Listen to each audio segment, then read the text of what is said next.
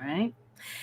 Hello, and welcome back to another episode of Mona's Rants. I am your host, Mona Sheikh. You guys, what is happening? Today marks the 150th episode of me doing this for since the beginning of last March, since the pandemic hit. 150 episodes today, you guys. 5 days a week. 5 days a week. Yeah, 5 days a week. I've been live streaming since last March, so I'm very excited. James said, "Happy Weeds Day, everyone." James, Happy Weeds Day was on 4/20. What is it? Every Wednesday is 4/20 for you? Congratulations on 150 rants episodes. Thank you very much, James. You're the best. That's a lot of rants. I've been ranting a lot. If you have been following my stuff, I rant a lot. And Nika says she can rant a lot. Yes, I can. Guys, I'm very excited about my guest today. I think she's the perfect guest to mark my 150th episode, because when I started live streaming, I didn't know what the hell was going to happen. I was lost. I was like, man, I don't know how this is going to go.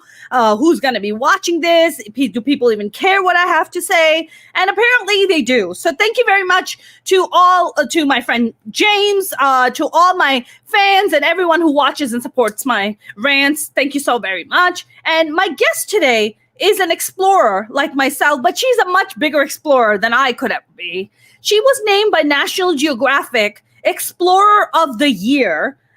She is a global activist. She left her life in America. She's an American-born and raised person who left her life in America to go and live in Afghanistan to do something for the greater good. And I'm going to bring her on, and we're going to rock and roll. You guys, here's my very special guest, Shannon Galpin. How are you? Good. Thanks for having me on, especially for your 150th episode. I'm so excited to be here. Thank you. Thank you very much for being here. I think this episode is very, exemplary in the sense that you're a very adventurous soul, and I apparently am adventurous, but not nearly as adventurous as you. So, Shannon, I want to know, how comfortable was your life in America where you were like, you know what? It's not hard enough. Let me move to Afghanistan. It's not hard enough to be, a woman in a man's world. Yeah, exactly. Precisely. And I would say, let me just clarify this. You doing comedy and stand-up, I would rather negotiate with the Taliban than do stand-up comedy in a heartbeat. Oh, wow. Really? That's much more petrifying than anything that I've ever done. I don't think my jokes would land with them. What do you think, Shannon? I don't think my jokes would work with them. I don't think they would land well. Let's just say I might bomb in front of them. All right, we're gonna get along very well. So Shannon, tell me this. So this incredible journey, you get named by National Geographic Explorer of the Year. How does that all come about? What makes you go, hey, I'm gonna move to Afghanistan? So I didn't move permanently. I've been back and forth like 27 times or something like that. I just went back and forth, and basically for the last 15 years, I've been working there. I had lived in Europe and the Middle East for about 10 years. I moved back to the States. My daughter was born, and I realized that I was not happy living in the States, but I couldn't necessarily move back to the Middle East. I'd been in Beirut,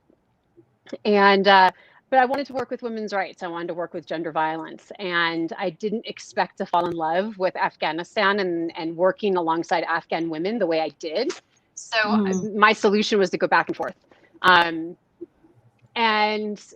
more I worked there, and I was working outside the bounds of NGOs and kind of that nonprofit world, because to me, my goal was the corruption of the nonprofit world and the frustration I saw with the foreign aid world was what I was trying to explore. Like, there's just got to be a better way. And I wanted to work with Afghan women. I wanted to understand them better. I'm sure you've seen this. What I really felt from the Western media was that they're either victimized or they are ignored.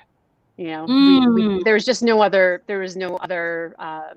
way of talking about Afghan women.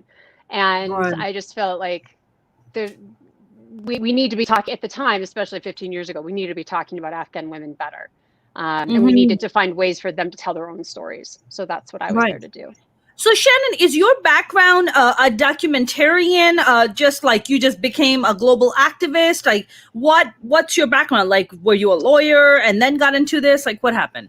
No, I was I was actually a sports trainer for 10 years. I know. I worked with rugby players. I worked with the Paris Opera Ballet. I was fixing people's spines. Huh. But I was also a survivor of sexual assault. My sister was a survivor of sexual assault, and I became a mother. And I was, naturally, in my mind, I was naturally a feminist, and I was naturally an activist. I was a social justice activist by practice. Yeah. So for me, I went to Afghanistan for the first time to learn, and I saw the corruption, and I had friends who were working in that realm, and so eventually it all kind of tied together. I was an artist, I was an activist, I was a storyteller, and I was a published author. I became a published author.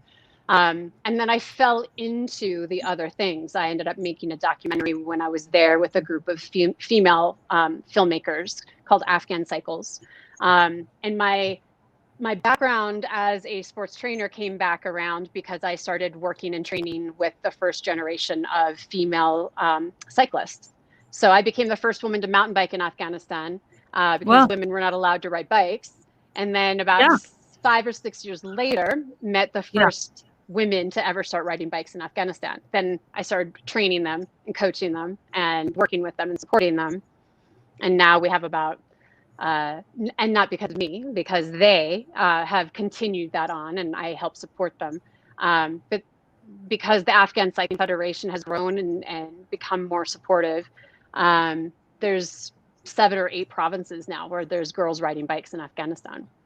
Wow. So Shannon, you're first of all, thank you very much for sharing that you're a sexual assault survivor, because that's a tough thing, and I'm sorry that you experienced that, and so did your sister. You're talking about like going from fixing people's spine to almost like fixing people's lives, or changing their lives, or empowering their lives. Why Afghanistan? I think at the time, and this is the hardest question. I really struggle with this because I think anything I say sounds really trite, and I'm very careful to. It's really hard because for me it felt really natural, and so I recognize that to say to anyone else, oh, because XYZ, this step fell, it doesn't seem natural to the outside. To me, it felt like I wanted to understand gender violence, and Afghanistan was repeatedly ranked the worst place in the world to be a woman. So I wanted to understand those ingredients and understand what were solutions, both in Afghanistan and in America. And at the same time, I felt like the stories that were coming out of Afghanistan were so lensed through the West that was ignoring Afghanistan. It was talking through the military aspect, it was how many Americans died, how many Canadians died, how many soldiers died, but they weren't keeping track or ever talking about the loss of life from the Afghan perspective. Right. And that just shocked me. Like, how can you ignore this? We're not at war with Afghanistan. The Afghan loss of life is no less important than our loss of life, but we don't talk about that on the daily news. And so there was this disconnect that I wanted to, just on a human level, wanted to understand and wanted to talk about. I wanted to see for myself. I wanted to destigmatize. And it was something that I saw as, we have a habit of doing that as Americans everywhere we go. Whether that is, we're not at war with Iraqis, but we did that. We were repeating that over and over and over again. And so it's this constant narrative we have, and essentially it's a colonial narrative that we have as Americans.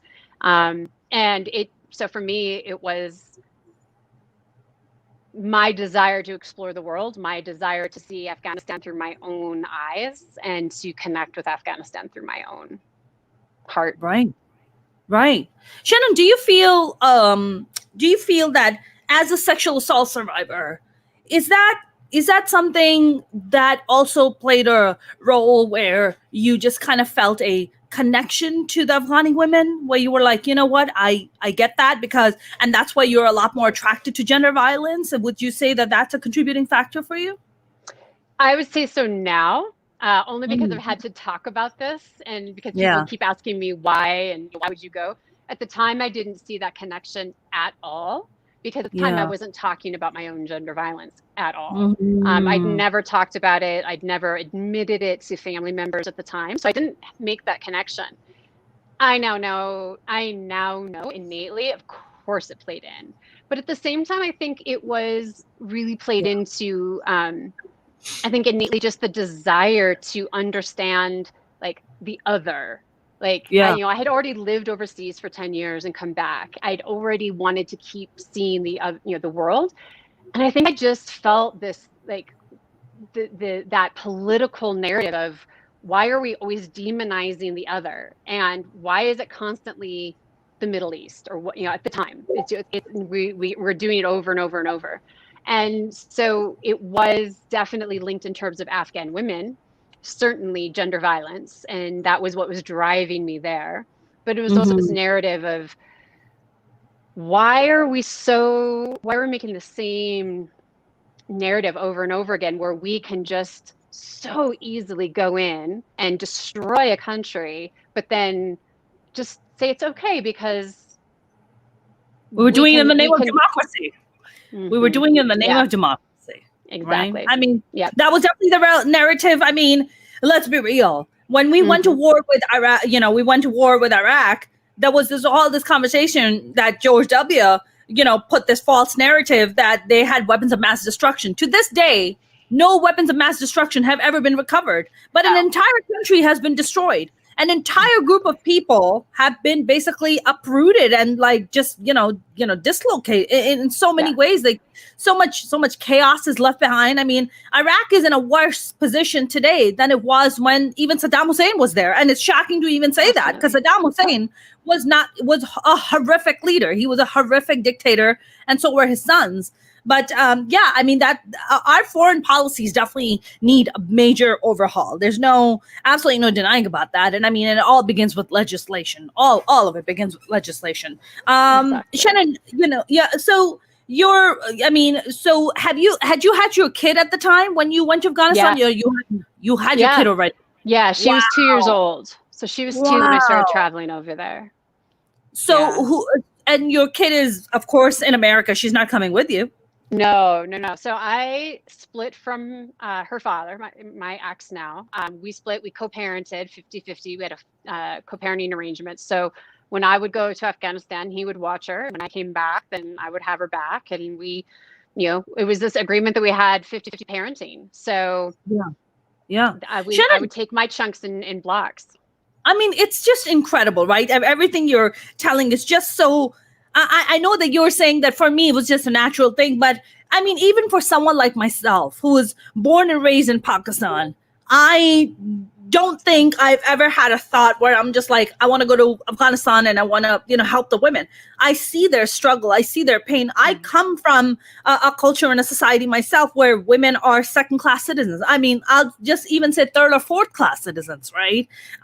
It's gender violence is horrific. I talk a great deal here about, growing up with so much domestic violence in my household, growing up with so much violence in our house, just so much of it. And mostly imposed by, brought on by the men in our family, right? So I understand, I have so much compassion for Afghani women and what they go through on a daily basis. So when you decided to go to Afghanistan, did you know anyone in Afghanistan, or you were like, I'm just gonna take a flight to Kabul? Is that how it went down? Yeah, it totally did. Wow. I connected with that's a lot. I connected with the National Geographic photographer, Beth Wald, who's based in Boulder, and we had mutual friends. And so I asked her, because the Travelocity at the time did not have direct flights to Kabul in 15 years ago. So I was like, how do you get there? Like, I couldn't just book an online ticket. So she gave me your travel agent that specialized in the region.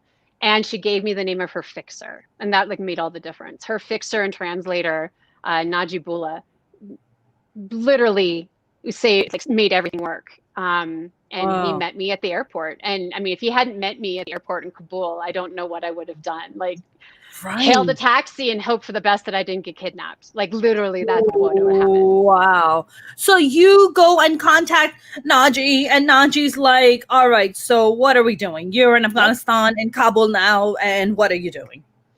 I told him that I had 4 weeks and that I wanted to understand kind of the lay of the country from the perspective of, I didn't want to just I didn't want to just visit schools. I wanted to understand. I wanted to meet members of parliament. Like I knew that he was connected. So I met female members of parliament. I met the woman who had ran against Karzai in the first election post-Taliban. I met women in jail. I met for morality crimes. So women who had been sexually assaulted and raped and but were the ones put in jail. I met teachers. I met, the first generation of women going to university post-Taliban. I met rural women, urban women, female activists, so it's kind of like this, trying to get the lay of like, really, what is it to be an Afghan woman in 2008? So that it was a few years that it was kind of this golden period of, we're going to university, we're becoming lawyers, and we're in members of parliament, and really trying to really get an understanding and taking road trips across the country. And then by the time I came back again, the second visit a couple months later, I bought a motorcycle and I started riding across the country in motorcycle with expats who were photojournalists, and learning to travel across the country. Either by motorcycle, by little airplanes, helicopter, the back of Toyota Corollas, whatever, to really learn the country and to see it without outside of convoys, outside of security, outside of but to travel like a freelance journalist would, and to really understand the country and see the country. And I remember on the campaign trail, Joe Biden's campaign trail in this last election, he was talking to a U.S. soldier, a female U.S. soldier member, and I know he meant it as a sign of respect to her. But to me, I was just like, this is the problem, because he referred to Afghanistan as a hellscape, and I just thought, you don't know. He's like, oh yeah, we flew over Afghanistan and it's a hellscape, and I know what you guys went through, and I was like, you know nothing. It's one of the most beautiful countries I've ever seen. If it wasn't for the ongoing conflict, it would be an adventure travel paradise. It's stunningly beautiful. I've been able to travel by mountain bike, and I've skied there, I've snowshoed there, I've hiked there, I've traveled by motorcycle there. Wow. It's a stunningly beautiful country, and the people are the kindest people I've ever met, who have just endured 4 decades of war.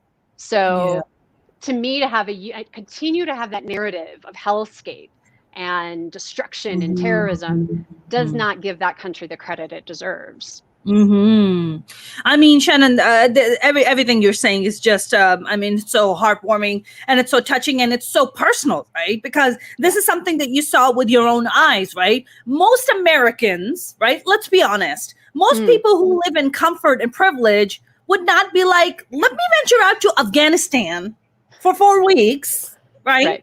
Leave my kid here, and then I'm just going to go and venture out. Most people would not do that. I mean, I think it takes a very special, courageous human being to put yourself in their shoes, to feel their humanity, in the way that it deserves to be felt, Shannon, you go to Afghanistan, you're meeting, do the women receive you well? Like, how are they? Are they, are they shy? Are they nervous? They don't want to talk to you? Like, how are they? Are they open to you and tell you stuff? Like, how does that go down?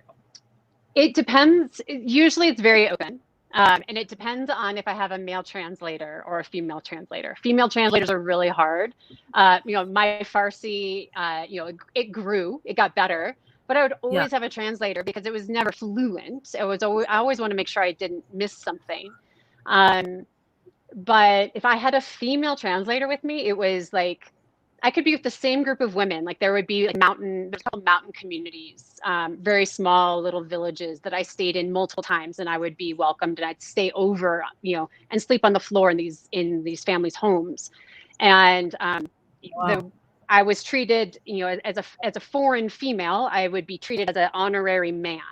So I don't know what the culture is like in Pakistan in these situations, but I'm treated like an honorary man. And so when it's in a family that is conservative and the men and women are separated, I eat with the men, and then I'm allowed to go see the women after. Yeah. Which was always interesting. And so Pakistan is like that too. Pakistan is like that too. Yeah. Let me just preface it, because the South Asian culture also worships the white skin a lot, because we consider it to be superior to our skin tone. So anyone who's white or fair-skinned or comes from Europe or America is just immediately given a ton of respect. Immediately. Yeah. Right? You could be out there like dealing cocaine. They don't care because you're white. They just immediately give you that respect. Right. You're like, I'm here to kidnap your children. They're like, we don't care. You are white. We give you respect. That's it. That's how that goes down. So fucked up. Because it's like, totally, it's not based on anything that you've earned. That's correct. It's not about the content. It's not about the content of your character. It's just on skin color. Yeah. That's so fascinating. Yeah. There was families that I had visited a couple of times, and I would often have this young male translator that was from particularly this one province, Panjshir. And I would travel with Hamid a lot because he was from there. So I always try to be with a translator from, like if I was in Kandahar, which is very Taliban controlled, I'd be with a Kandahar translator, because then I'm with someone who knows connections, is known by Kandaharis. So in Panjshir, I'd be with Hamid. And when I would then go back to sit with the women, I wouldn't be with Hamid. He would stay back with the men. And usually one of the older siblings would, be there, or one of the older sons would be back with the women. And the conversation was always kind of like, asking to see photos of my daughter, very kind of family related, and, what kind of projects was I working on? I was doing a lot of support for the boys' school, hoping to be able to do support for girls' school and things like this. Yeah. And then about 2 years later, I was riding my bike, I was attempting to ride across the Panjshir Valley. It was this big bike ride where I was trying to ride, and I did. I rode across the Panjshir Valley. Are you by yourself riding this, or who's with you? No, I had a photographer and a friend with me. Okay. American and an Australian. Okay. Yeah. Okay. And an Afghan. But we were able to bring my photographer friend, who's an Aussie photojournalist he'd lived in Afghanistan for like 10 years. He's the one who taught me how to ride a motorcycle, and he was dating an Afghan. And so she wanted to come with. So I had a female translator with me. So we stayed overnight at the family's house. They were all excited. And when it was time to go see the women, I didn't think anything of it. We went back and had tea. Before the tea was poured, we're sitting on the floor, everybody's cross-legged. I had literally barely crossed my legs. And, I'm used to having to have that awkward silence of just, there's silence and, waiting for the tea to come, and then everybody will speak. And I'm kind of gotten used to that. So I'm waiting for that, kind of like, right. And they are right in as soon as they see that I have a female Afghan with me, and they're asking me about birth control. And they're asking me, what kind of birth control am I on? Am I on birth control? Because they know I only have one child. Oh, and wow. They know that's weird. And they've asked me so many times, why do you only have one child? Why do you only have one child? Because they've asked me so many times every time I come to stay. And they're like, we're so sorry you only have one child. And I'm always like, no, it's okay. I'm happy to only have one child. It's okay.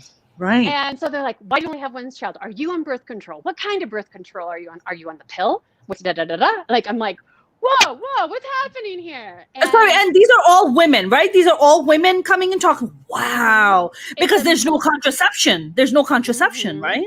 Wow. And it's a multi-generational household. There's 3 brothers that kind of share this kind of compound in the little village. So there's they build kind of a multi-generational house together.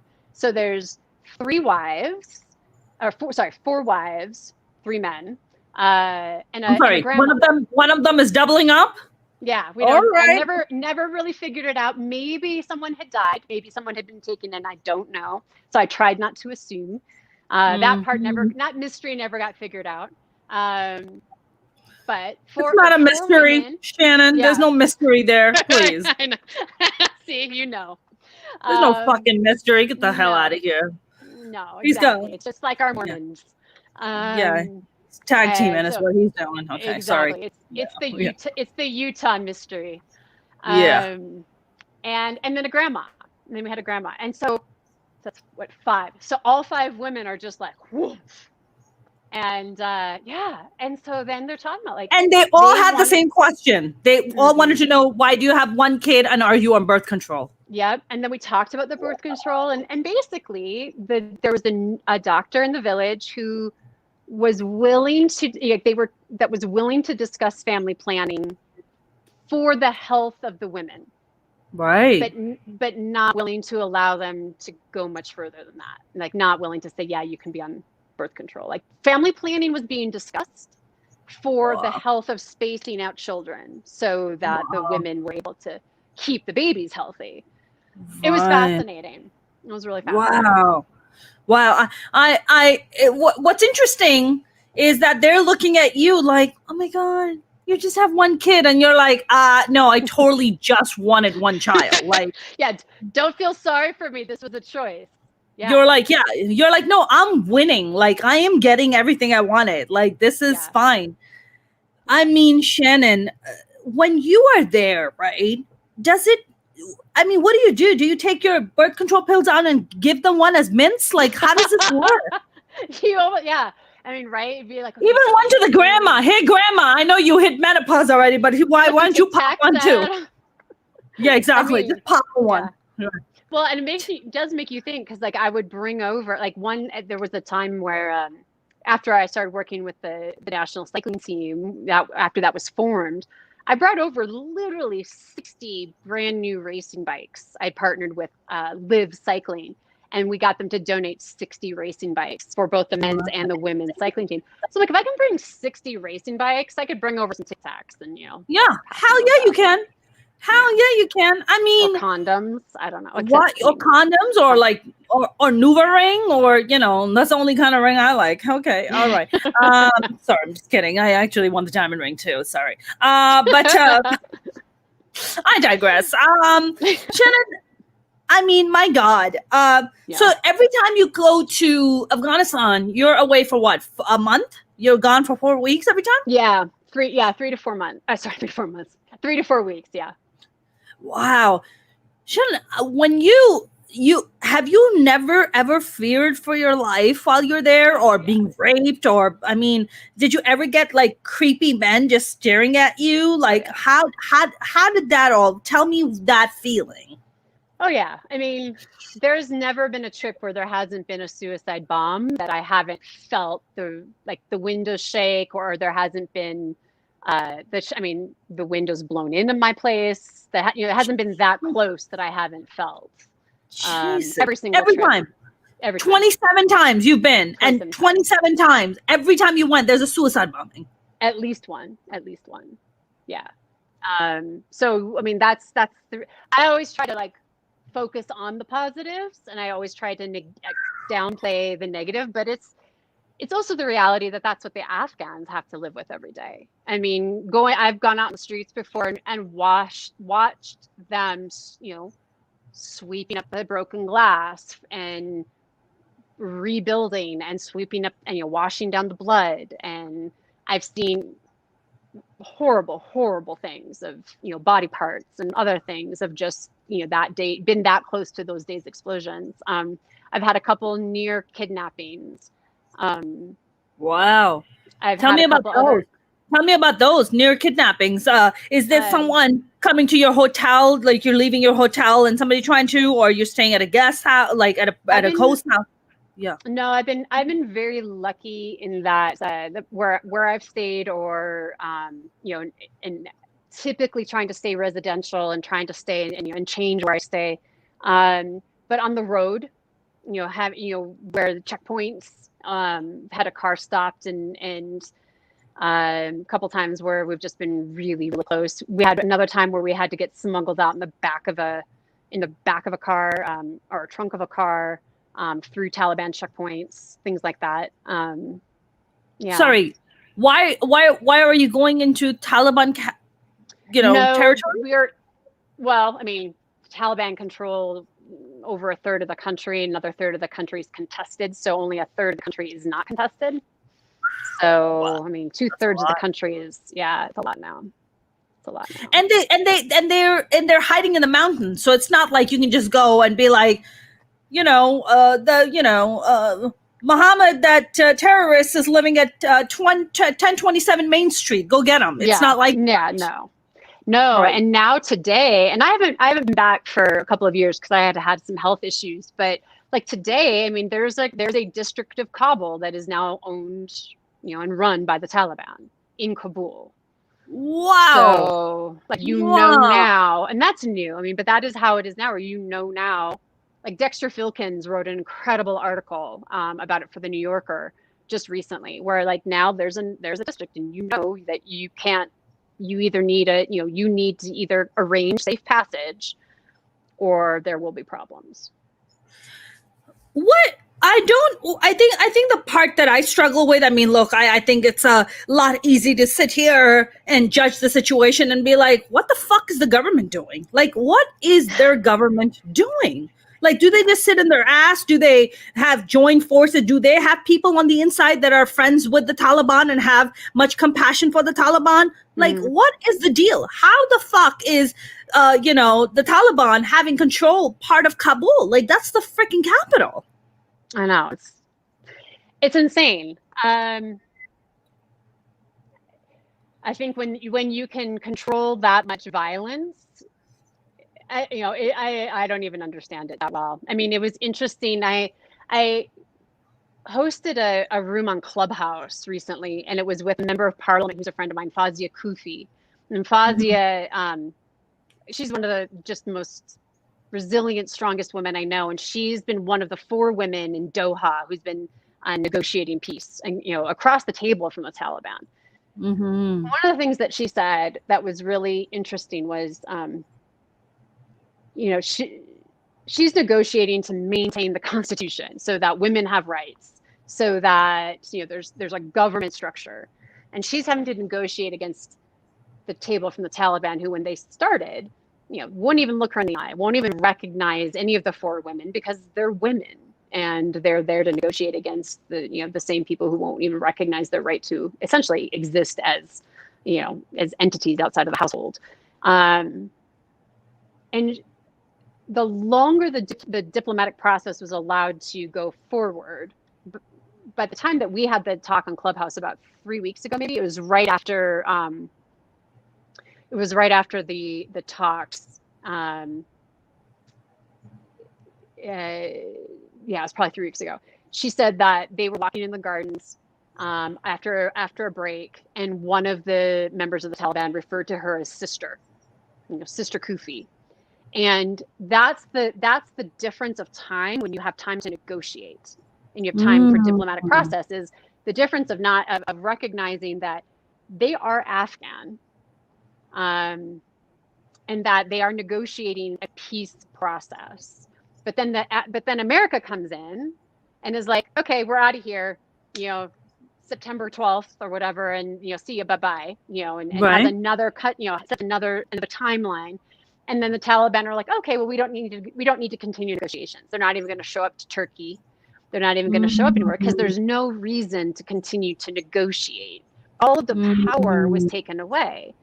The government has no power when the international community kind of keeps cutting it out from underneath them.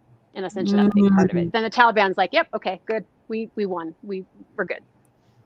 Right. Because the Taliban...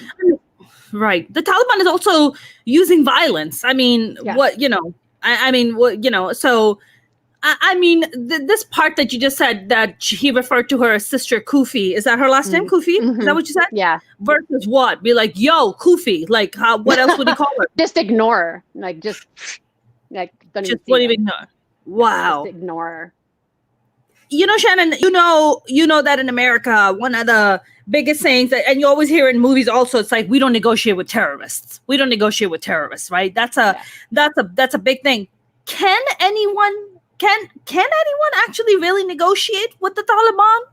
Yeah. I mean, yeah. they can't terrorists. negotiate, but they're not ISIS and they're not Al Qaeda.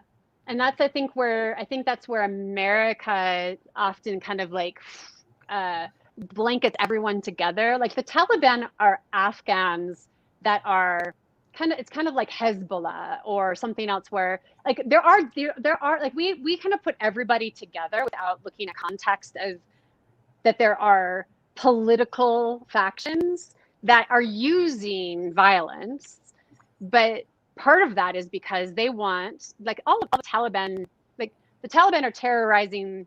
It's a civil war. They're terrorizing their own people, and they want all internationals out. They want all foreigners out. Right. Which that part, to be fair, I don't agree with terrorizing or violence your own people, but it's fair to say we would do the same. Get the fuck out of our country.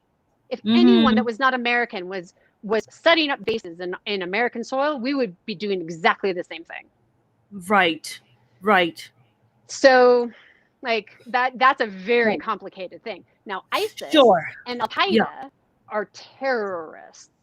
They are going to foreign countries and terrorizing, having terrorist acts in foreign countries. They're bombing 9/11, terrorist acts. Going to other countries, bombing bombing passenger airliners, terrorist acts. That's Al Qaeda, that's ISIS, those sorts of things.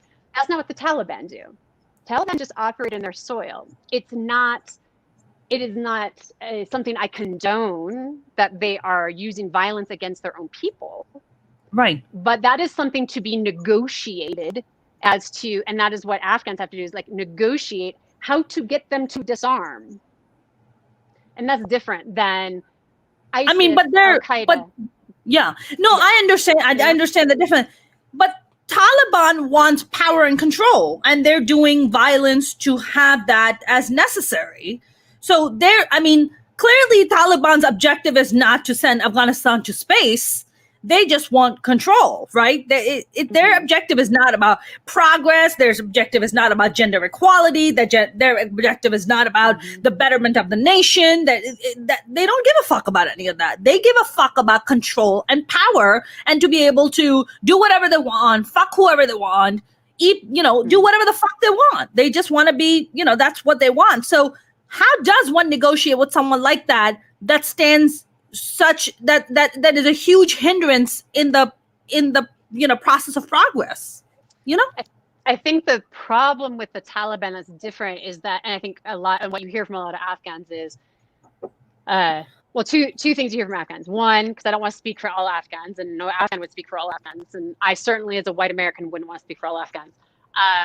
But one is, you need international support in Afghanistan to help the government continue to transition in terms of to help bolster, Afghan government.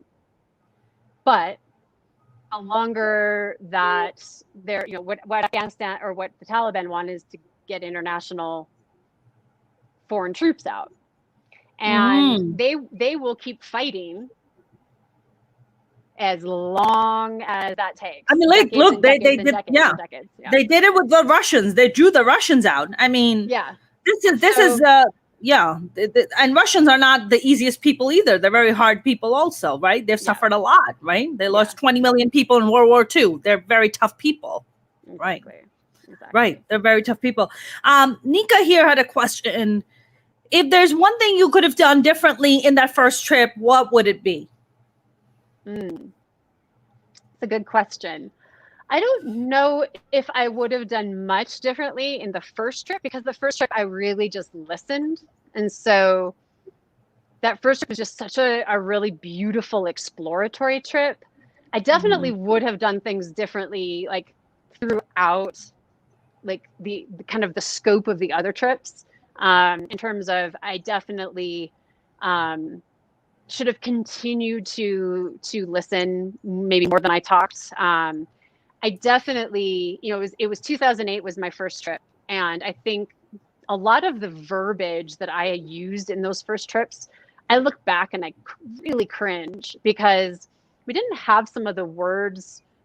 We didn't have a UN Women, like UN Women was just starting. We weren't using the words that we have right now around just how some of the, I don't want to say it was like, it definitely wasn't white saviorship, but because I was very conscious of not wanting to be that. Mm-hmm. But the words that we have now, we didn't have that language. And so there's things that I look back that are in earlier interviews or earlier things, and I allowed myself to be led, particularly around why I was there, because I never had thought about it. And so it made me sound more white saviory than I ever intended it to be, because I didn't think about why I was there. I just was there trying to learn and trying to be there, and nobody would accept that. And so I allowed myself to have other people put words in my mouth, and I still cringe when I hear it, because it doesn't give enough respect to the Afghan women that I worked with. Mm-hmm. I mean, when you say that you were there to learn about Afghani people, and they wouldn't understand that, who are you talking about? Who's they? U.S. press, the U.S. press, like having, and I was not press savvy, and so there would be interviews, there was media, and I had no press training, I had no savviness. And so there was things that came out, like things that would be said, like literally, it wasn't things I did differently in Afghanistan. It was the way it was interpreted when I came back. And like, it still makes me, it's just how it makes me feel, that I feel like that doesn't represent the strength or the intelligence of Afghan women and their role in the projects we did, I mean, I listen, that's just human growth, right? That's just personal growth, right? We go, we learn, we're like, oh my God, I should have been this and I should have been that. I get it. Listen, I recently found my first performance on stage, my very first performance. I couldn't get through it, Shannon. I was like, I gotta turn the shit off. Yeah, that's basically how I feel. Yeah. So you're just like, I get the cringe part. I'm just like, oh God, I can't even watch myself. This is horrible. Like, can I just burn this?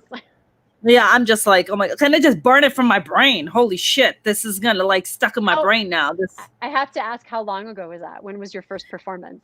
It was a little over 10, 11 years ago. Okay. Yeah. Yeah. So I've been in the game for a little bit, but my God, Shannon, do they have stand-up comics in Afghanistan? So I don't know how far it come across, but there was, so even 10 or 11 years ago, a friend of mine who is a British photojournalist and filmmaker was doing this whole series called Kabul at Work. And he was finding all these Afghans who had kind of, some of them were really standard jobs, but some of them were really unusual jobs. And he found the Afghan comic. And it was this Afghan who like his whole life, he dreamed of being a stand-up comic. And so he did a whole little short story on him, like video story on him. Now, because there's like Afghan Star, which is like the singing thing, I would bet that there's probably a lot of burgeoning stand-up comics. Because I mean, if you like dark humor, holy shit, like that's the place to be. You can have like some really serious good dark humor there. That's right. Because and even if you bomb on stage, it's accepted. I mean, they've been there. They've been there every day. They're just like, we deal with bombings all the time. It's fine. That is so not important. That is an inappropriate joke. It's inappropriate. But that's the kind of joke that that you can make, and so that's like that dark humor of like, just go there. Do they not? So do they have to be careful about what they say? Like, they can't really make fun of the Taliban so much, because next thing you know, the Taliban's coming and like bombing your house. Mm-hmm. Like, yeah, because you don't have the freedoms. You won't have the freedoms the way you do living in the West. There's no freaking way. No. Even when there was another Clubhouse talk that was really around the peace process, what was happening, and it was around music, because it was around, and two of the people from Afghanistan were on it, and they were literally on lockdown because one of the stars, who was a female, she and one of the others were having death threats constantly. So Jesus. and that's just, singing, dancing. Probably if you're a man, and depending on where your comedy is going, you can get away with a lot more. But if you're a woman and doing that, no, of course not. Of course no. not. Yeah, of course not. How do these women, how are they able to go to school and colleges? I mean, you have to come from some level of money. If you come from poverty, there's no freaking way you're going to school. You're probably just doing jobs, like working, right? It depends. I mean, there are a lot of women, kind of the diversity of, how would you say that? Like that kind of classism you don't see from kind of the K through 12 kind of typical thing. You have girls going to school, but up until high school, you've got girls going to school, whether it's in villages, whether, whatever. College is a different story. It's making that leap from going to high school and college, where really your access is different, because your family may need you to help contribute. And if they need you to help bring money in, then that all goes to hell. Right. But there's a lot of social support to try to keep kids at least getting through middle school, and trying to make sure that they are not having to work the streets or do odd jobs, but trying to keep them in school. But then getting through high school and college, that's a lot harder. Wow. I mean, when you're sitting down, and do a lot of people, is English a pretty common spoken language or not? It is. So this is something where I really struggle with Americans, particularly because, you think about Americans. Because it's like that in Pakistan too. You can talk to like an average person and they'll speak English to you. And it's quite fascinating, actually. And I would say, so how many languages does the average Pakistani speak? At least bare minimum 2. Minimum 2. Okay, yeah. And so same in Afghanistan. And I would say most Afghans speak 3, because most will speak Farsi, Pashtun, Dari. and English. Yeah, Dari Farsi. Yeah, Dari Farsi. Sure. And then Pashtun and English. And so I always laugh when, and this, you'll feel this way too. It's like, okay, so then most Americans speak 1, but they will look down on immigrants and refugees and third world countries. That's right. But they all have to speak 2-3 languages, and the average American, can say, literally will be like, oh yeah, well, I can speak hola, and they'll be all proud of themselves that they can say, una cerveza por favor, and that's it. That's all they got. Right. Like exactly. You're gonna speak down to the immigrant or the refugee that has made it into this country, and you're gonna look down your nose at them, but they probably speak 3 languages. Yeah, absolutely. I think, Shannon, I think it goes back to this statement that you made, at the top of this conversation that we were having, which is, it is what the perception is, right? It's only 2 kinds of Afghani women, either the suffering, or either they're talking about how oppressed they are, or they're just ignoring them, right? There's no healthy middle. I don't think I've ever seen any kind of coverage where they're going and talking to women in colleges in Afghanistan, or women who are sitting in parliament. Like that's not, I think it almost, it doesn't sell. It's not as hot. It's not as sexy, No. It's a lot cooler to be like, look how oppressed these women are. Oh, or also, we don't give a shit about them. Exactly. If you're not oppressed, then we don't want to talk to you, which is really fucked up. When you're in Afghanistan, and every time, do you still go? Is that a still ongoing thing for you, or you just kind of have taken a break from it? Well, so I took a break because I'd had a brain injury, and so I had to take a break because of that. Was that caused? Okay. Was it caused in Afghanistan?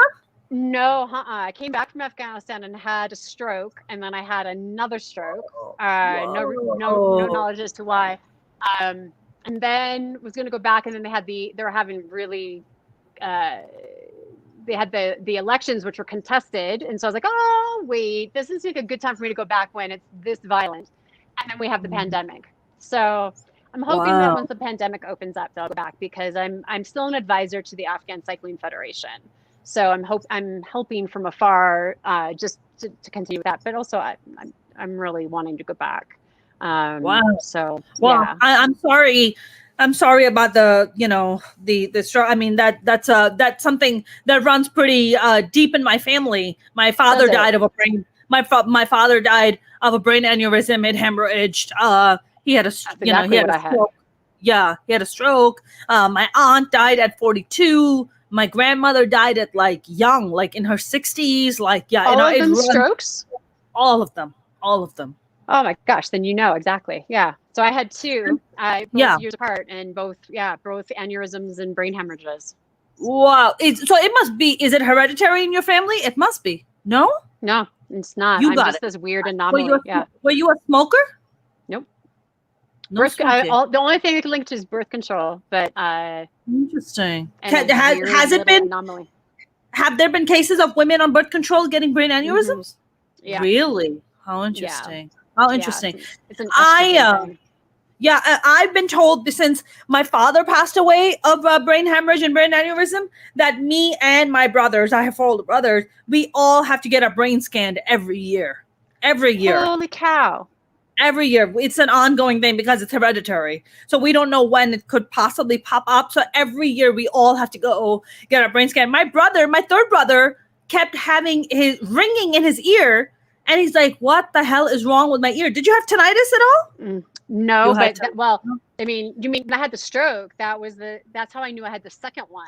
Oh, the first one, the first one, when I went into the hospital, all the pain, finally I went in and I had this bizarre, I felt like a train, or radio signal or something was going on in my ear right at the last minute. And that's when I was hemorrhaging in my head. And then the second time I was mountain biking and I was on trail and I just felt really weird. All of a sudden my head started to hurt. And then I heard that sound again and then I freaked out. I'm like, holy shit, it's happening. So yeah, that weird sound the thing that's so scary, knowing that you guys have a family, is you can't see inside your head. Right. You're like, how do I know? Right.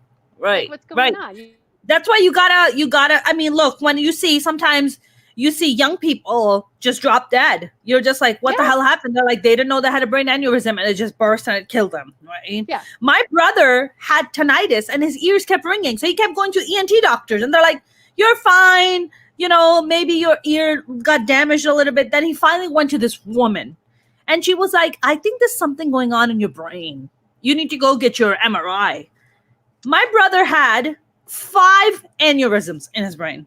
5. Oh my God.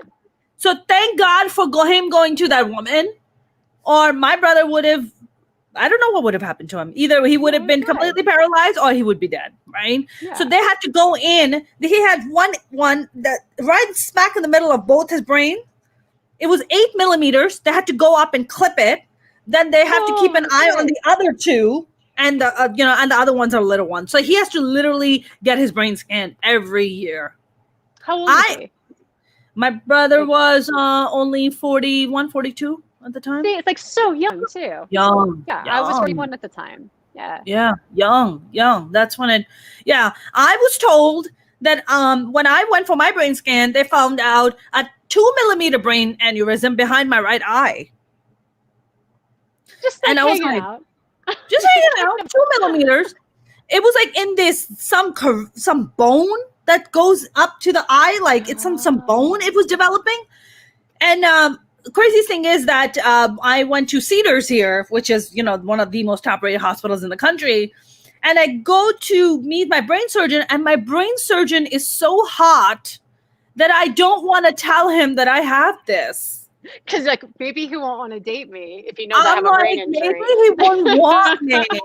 And he goes, so what brings you here? I'm like, what brings you here? And he was like, I'm gonna check your brain out. I was just like, so what's going on? So how's life for you? It was so ridiculous. I was like blushing and I was like flirting with him. And I was like, so doctor, what's going on? I was like, do I need to take my top off for this one? And he was just like, this bitch is crazy. So I guess not my fault. It's the brain aneurysm. Exactly. I was like, it's so not my fault. And then I went and got my brain scan again earlier this year. And earlier this year. And they were like, yeah, it's gone. That little tiny thing you had. And I was like, I think it's all the weed I've been smoking during the pandemic. It fucking killed the aneurysm. I think that's what happened. Yes, I'm like, I'm a huge weed advocate. So smoke up, people. Smoke the fuck up. Speaking of smoking up. Speaking of smoking up, did you smoke any ganja? They got the good stuff in Afghanistan. They do, man. And I did not, because that will totally get you in the shit over there. Really? What do you mean? I did pee in a poppy field at one point, which was, I thought that was odd. I was like, contributing to Earth. Yeah. Interesting. This is where they get the heroin. Okay. I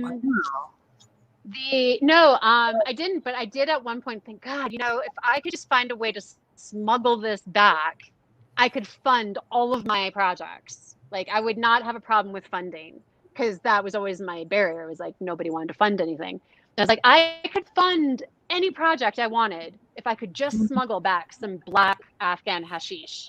Hell yeah! That's like some of the best. And I was like, and that's how I end up in jail, separated from at that point, like my 4-year-old daughter is like, oh, that's great. Yeah, really great parenting. I'm now a drug smuggler. It's one of those things, again, that sounded really smart.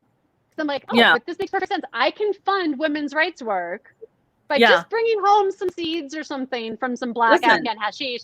But that's actually drug smuggling. Shannon, I think you're looking at it all wrong. I think what we call it in America, what we call it in America is entrepreneurship. I think that's what we call it. We call it a startup. You were a startup, is what you were.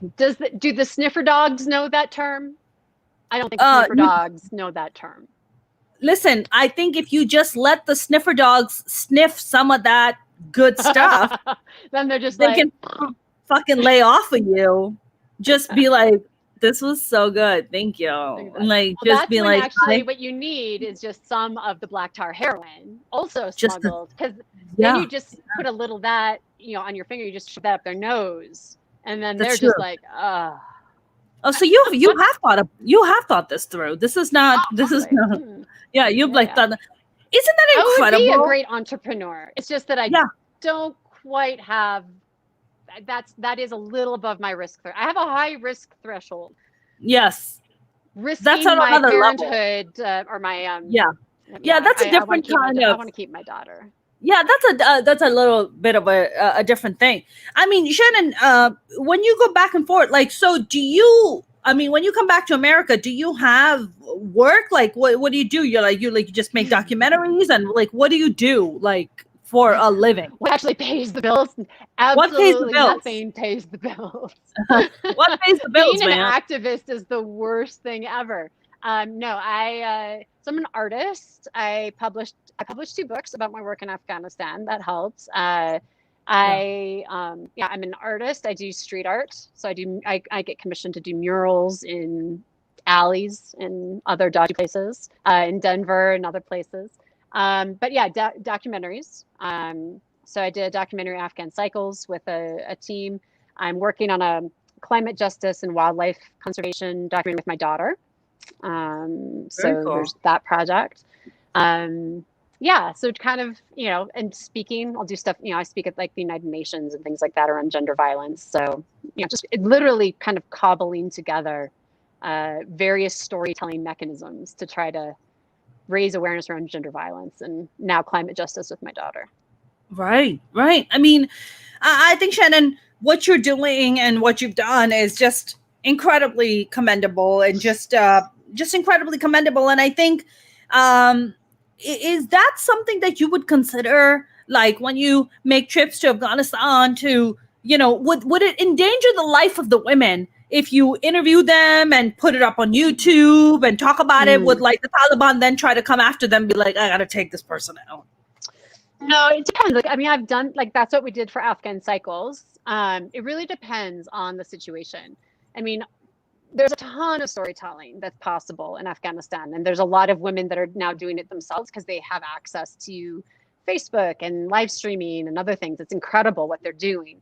Some of the stuff that was more risky was when I worked in the women's prisons. That was definitely a lot more risky for them. But, you know, there's ways to do it without them having to show their faces. You know, there's a lot of that. But I mean, women today, I mean, you know, they're wanting to tell their stories and they are out there telling their stories. And so that's, you know, that's definitely not any more risky than them just living their lives day to day. You know, that they're already, just being in public and being a woman in Afghanistan is the risk. So then putting it on camera typically is now more risky than what they're already doing. And so they're really good judges of what is risky and what isn't. And you know, that's an easy thing to continue to navigate. Like, is this more risky? Is this not more risky? No, it's not. And usually it's a matter of, it helps in most cases, it's a matter of being able to raise awareness and bring more support to certain issues or certain projects. Right. You know, Shannon, I think, you know, I was thinking of, you were telling me about stand-up comedians, and you know, there'll be stand-up comedians in Afghanistan. Do they do comedy in Dari? Do they do it in English? What do they do it in? What language? Usually in Dari. Yeah, Dari. Yeah.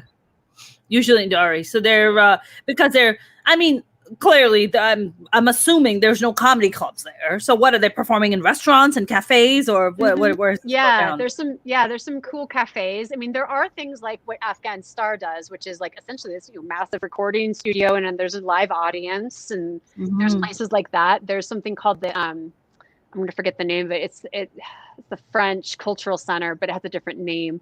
But it's like essentially has a stage and an audience. They've done. Like there was a rock concert there. There's a lot of theater and other things there. But then there's also cafes. Like my friend who is a restaurateur, he has incredible cafe, but it also has a recording studio there, and they'll do live music there. So they'll also do things like stand up. Wow. So yeah. Wow. Have you ever watched any of the stand up? I mean, you wouldn't understand it, Sandari. No, and some of that sort of stuff at his place will be in English because they'll have a mixed crowd. But it'll be more of a, like a, what would you call it, like an improv night? It's not really the right term, but like where it's like a mixed night where it's just like, it could be someone comes up and does a live guitar set. It could be a stand up. It could be a, you know what I mean? I can't think of the right term, but like someone might sing a set. Yeah. Got it. I mean, Shannon, you know, here we are in 2021 and still having a conversation about gender violence. You know, and gender violence is not exclusive to the Middle East or South Asia, or you know, gender violence is very much in America too. I mean, look, the fact is that 3 women die every single day in America at the hands of their boyfriends and husbands. Every single day. Exactly. This is happening in America. You never hear their names. You'll never hear those stories. They're just a statistic. These women are just a statistic, which is sad and pathetic and horrible and just really disheartening, because you look at that and you're like, I thought we made a lot of progress in this country, but I don't think we have. I mean, let's not forget that it's only been less than 100 years that women were allowed to vote in this country, right? Exactly. And not all of them. And not all of them. And we are, exactly, if you're a woman of color, you can kiss that goodbye. But now we're in a place where we can't even get a female president because, you know, we even have women who are misogynistic towards other women, you know, who want to hold back other women, which is which is a conversation by itself. And so I want to flip that, and I want to bring that to Afghanistan and the women that you met. Do you feel that the older women try to hold back the younger women from doing things? How does that go down? And what have you seen? That's a great question. Yeah, that's a great question, because that was probably the most shocking thing to me. And I now understand why. But yes, I would often meet women whose mothers were more controlling, more oppressive, more, you know, scared to let their girls do anything, or more, you know, the mother-in-laws were more, you know, oppressive to the wives than the fathers were, or the husbands. And I was so just like disheartened because I was like, wait, the mother is going to be forbidden, forbidding of the daughter, but the father is actually like, I'm going to treat my daughter the same as the son. And what I realized is that the wife knew, or the mother knew, what it was like for the daughter. She understood that her daughter's value was in getting married. She understood that how hard it would be if her daughter was different. That her daughter would not be with that family forever. The daughter would have to marry into another family, would not be under her father's protection. Or just that, that she understood the rules. She understood the rules that her daughter would have to live under in the future, and just was almost making it so hard for her daughter to be free because she knew that would be taken away. So like, don't enjoy it now because it's going to get taken away later. And but it was breathtakingly painful to watch. Because you didn't know that was going to get taken away. The daughter, a lot of women now don't have to get married, or they might meet a counterpart that is supportive of their wives working, of playing sports, because you've got boys and girls growing up together in a much more different way. And also because I looked back at Afghan history. I have these incredible photographs of Afghanistan in the 60s of women and men going to college together, and these girls are wearing mini skirts, Afghan women wearing mini skirts, That's right. And so when you look back at Afghan history, then you recognize, okay, this is not how it always has been. This is just the period in time that it is now because of war, because of conservatism. And that's where it is now in America too. Like, that's why I get so frustrated, is like, we are going backwards now. Look at how we're legislating against the LGBTQ community, transphobia, abortion rights are going backwards. Freaking evangelical community is like taking away every right it can. And what you said was perfect, of women internalizing misogyny. Women are trying to take away women's rights. That's right. So we're no better off here in the U.S. than we are than Afghan women. We just think that Afghan women have it worse because there's burqas and stonings in the streets in the past. In the past. No. Our gender violence rates are not that different than Afghanistan. In Pakistan, they had the Women's March, and they called it the Aurat March because Aurat means woman. And the thing about Pakistani women, I think Pakistani women, Middle Eastern women, Afghani women, they're just badass women. Yeah, they are. Because they have to be. Because it is required of you to survive. It is not even something that they have to stand up and be like the superwoman. It is just required for your sheer existence because you were born in a female body. It is what's required of you to be a fucking superhuman person, right? I saw that with my mother. I saw that with my grandmother. I saw it with my aunts. I saw it with every woman around me. That's what I saw. They had to be super women. They had to be superhuman beings. They had to do things that, the men were not even looked at or required at, but they had to be all those things. And the older women were holding back the younger women. They were shaming the younger women when they took it to the streets, and they were like, I am all for women's rights, but why are you wearing jeans in the street? It's like, bitch, she's wearing jeans, bitch. She's not walking around in a goddamn bikini. And even if she was walking in a fucking bikini, that's her. Pardon my friend.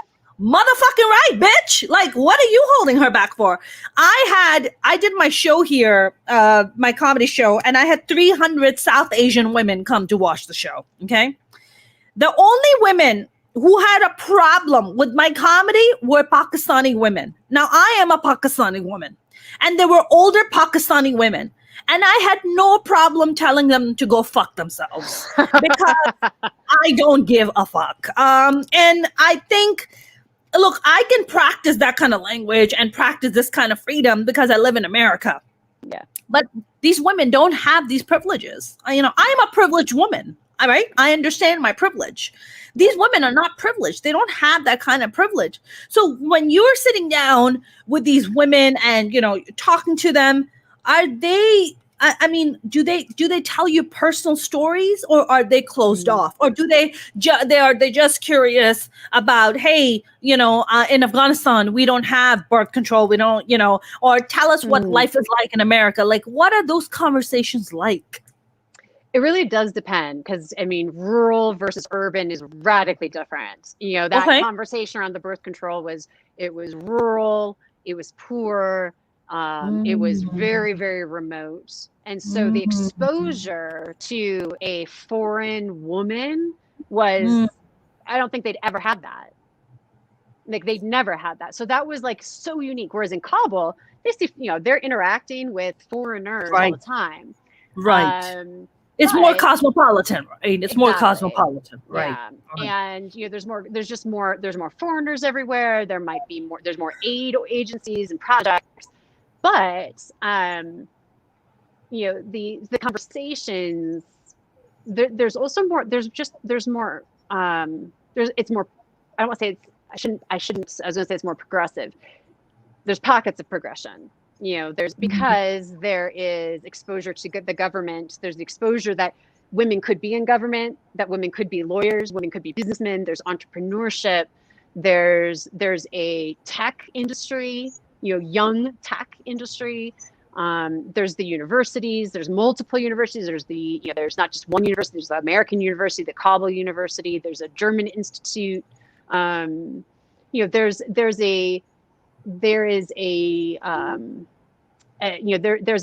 a culture there that there's sports, you've got exposure to sports.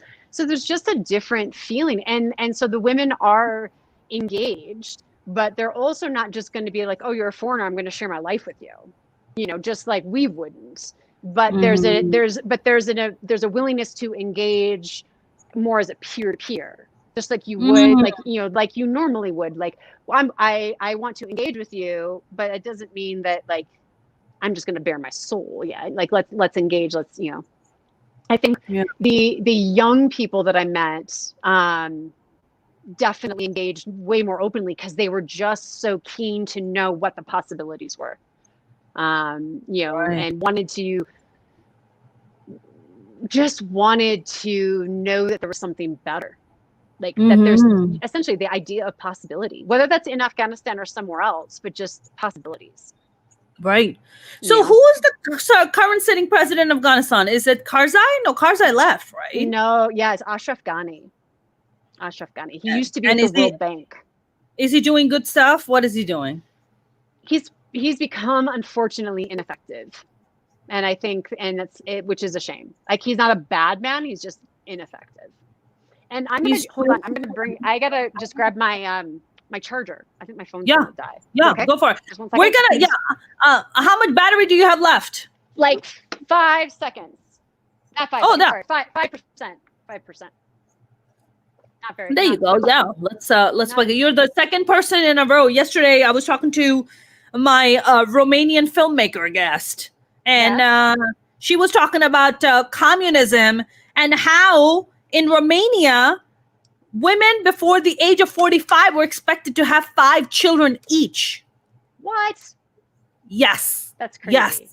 That's what they were doing in Romania. You know what it is, Shannon? You know what it is? Romania, America, Afghanistan, Pakistan, India. Anywhere you see around the world, the people who suffer the most are the women. The most. Yeah. The most. Reproductively, equal rights. I mean, you just name it. Violence. Like, women are the ones who eat shit the most around the world.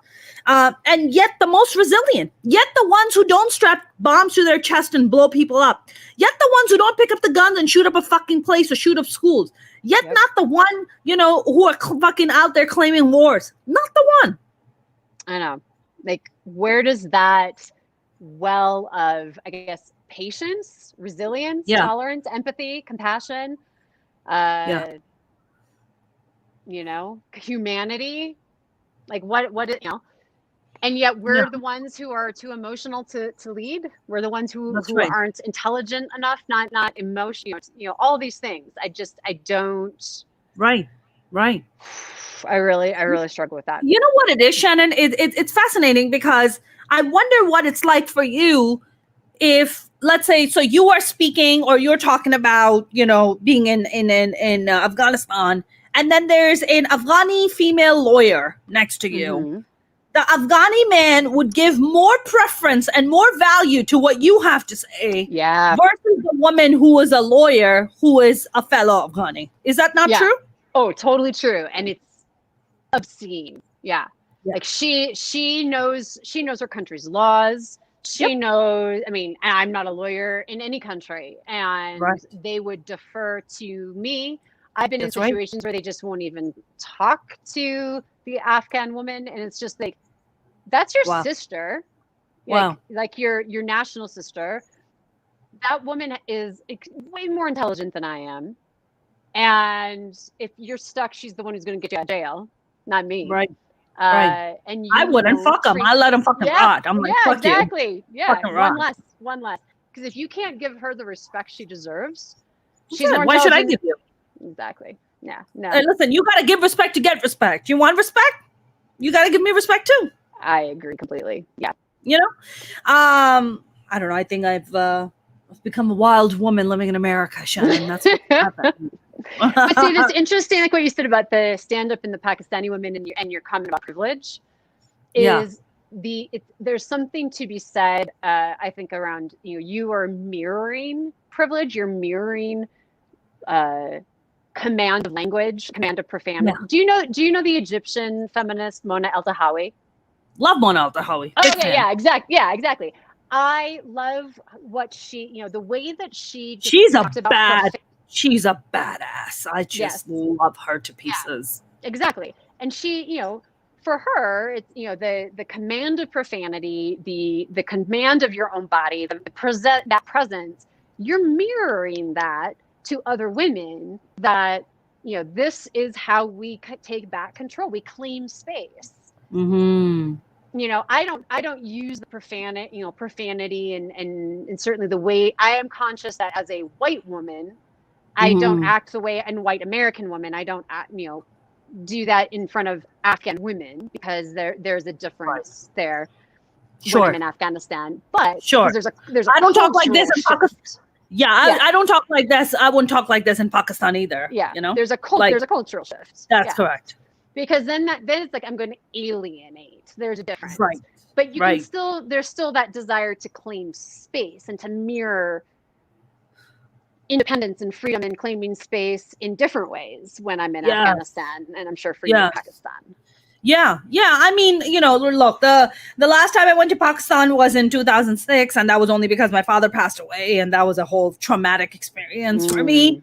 But and I haven't been back since, so it's been a long time. But my mom is in Pakistan right now, and she's like, it's worse now than it was when you were growing up. So everybody has their hand on a reverse gear, and it's because toxic men are making countries toxic. It's all toxic patriarchy. It's toxic masculinity that is disguised as power, that is disguised as something of leadership, and it's not. I don't know if you heard, but I've talked about this 2-3 times already. The Prime Minister of Pakistan, Imran Khan, who is a very good-looking young man, he's like 70 now, he was a very successful cricket player. Look, he was getting his hands on as much ass as he possibly could when he was a young man traveling. Okay, he was out there banging whatever he could get his hands on. He was good looking. He was good looking, but he was also tapping as much ass as he could. Okay, Shannon? And then he married a white British woman by the name of Jemima, right? He married Jemima. Yeah. He brought her to Pakistan, had 2 sons, and then was just like, it didn't work out. And Jemima's, I think she's fucking awesome. She really changed her life for him. She sacrificed, she adjusted to the Pakistani culture. She would dress the way that he wanted to, very conservative. She did everything she could to please this man. He could not be pleased. They got divorced. She left. And he's on his 3rd marriage or 4th marriage right now. And his woman, his wife, current wife, looks like she is a fucking beekeeper because she's completely covered in a burqa. She looks like and he talks about being a progressive leader. So it's all very fucked up and convoluted. And then on top of that, he came out and said recently that the reason women get raped is because of the way they dress. You have to understand, this is a dog whistle to every man in Pakistan to say that if you see a woman that you don't find her clothes appropriate, you have the right to go and rape her. You have the right to, that women are not their own entities. Like, they are properties of strangers. Listen, I experienced that online. I'll have Pakistani guys hit me up on Facebook and be like, why are you dressed up that way? I'm like, yo, have you ever considered fucking killing yourself? I'm like, yo, fucking go kill yourself. Like, you have no right how I dress, what I say, what I do. Go fuck yourself. Like, for reals. I don't give a fuck. But that's the mentality.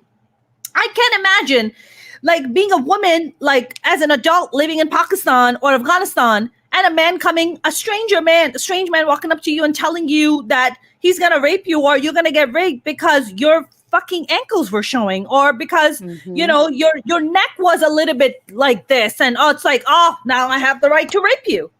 You know? Did you see today's Levi's jean company? It's like Denim Day today.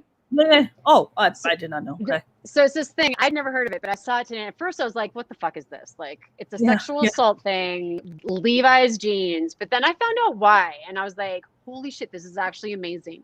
So Levi's jeans did a thing today, and it's a Denim Day, because the Italian, I don't know why Levi's is part of this, but it's in the Italian Supreme Court. The Supreme Court overruled a rape case because the victim was wearing tight jeans.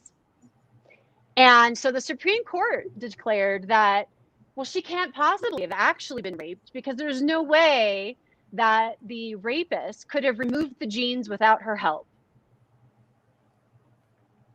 So she had to have helped him. Therefore, they reversed her case. The Supreme Court of Italy. Like, I mean, it's everywhere. This is where we're at. And everything seems to be going backwards. What France is doing with the hijab ban, declaring, you are telling people, you're telling women what they can and cannot wear as women. That's right. And you're forbidding them from wearing it in the public space. That's not any different than telling a woman and forcing a woman to wear a burqa. That's no different. No different. The bottom line is, no man has the right to tell you, me, or any woman on this planet what she can or cannot wear. Fuck off. Yeah. Fuck off. You have no right to tell me or any woman on this planet how we should dress, how we need to act. Fuck off. Right? Yeah. We owe you nothing. Right? Exactly. But I think the only countries who've really got it right, I feel, when it comes to gender equality and women's rights are the Norwegian countries. I think they got it good. Australia doesn't even have it. Australia's fucked up too. No, you think about the men in Australia, please, like dragging their Sheilas out by their hair. Come on. Oh my God. Sorry, wait, say that again. What did you say about dragging Sheilas out, by their hair? Like, that's what they call women, is Sheilas. Like dragging Sheilas out by their hair out of a bar or something. Yeah. Oh my God. Oh my God. I think what you call old school is what I call fucking caveman mentality, is what I call. Exactly. What are you going to beat me over the head? Clock me over the head and then drag me by my hair to your cave? What the fuck are you going to do? Like, for real. Exactly. That's crazy. Shannon, I know Nika also had a question here. James had a few comments. He said, today's Democracy Now! Talks about Biden's foreign policy, much of it about Afghanistan. And then he said, Biden is only withdrawing billeted troops. Contracted special forces and CIA teams are remaining in the country. And then Nika said, also want to hear more about what's next for you, which is also a question that I had for you, Shannon. And then we're going to wrap up. Okay. We're sure there may be some CIA and other, advisors, essentially military advisors, that are staying in Afghanistan, but we're pulling out the 3,000 troops that we have there. So what we have told and how the Taliban is taking this is that we are pulling out our troops. And we have made that we are pulling out, September 12th, we're gone. That's how the Afghans have taken it. That's how the U.S. is taking it. The Americans are taking it. And that is how the Taliban have taken it. And now the Taliban have refused to continue the peace talks. So the peace talks and diplomacy is done. So that was how we declared to go forward. And the Afghans, I mean, I've been in all of these talks. I was literally in the talk with the ex-vice president of Afghanistan under Karzai. I've been in the talks with the women that are negotiating with the peace process. So I'm fully aware of what's going on, and it isn't going to be good for Afghanistan. And we're doing it arbitrarily so that we can appease Americans because we want to be out of the longest war. So that going forward, I mean, it's Afghan women and Afghan youth that will pay the cost. And unfortunately, what will happen is, and I think everybody agrees on this, ISIS and Al-Qaeda will set up inside of Afghanistan. And we're also giving the Chinese, if you want to talk about foreign policy, we're also giving the Chinese and Russians essentially all the access to Afghanistan as well. So, and in terms of foreign policy, that's also not in America's best interest. So, what's next for me? I'm moving to Scotland in a month. So how exciting! Huge. Yeah, my daughter's Why Scotland? Why Scotland? So my daughter's dual citizen. My ex is British. My daughter has dual citizenship. Her and I are moving to Scotland because she's 16. And she wants eventually to go to college there. And so she basically needs 2 years residency. I can work from wherever. And so, wow, Scotland. Wow. Yeah. I mean, it's beautiful there. It is, if you don't mind the rain. And men don't wear men don't wear underwear under their kilts. So that is I am excited for you. It is not a bad thing, eh?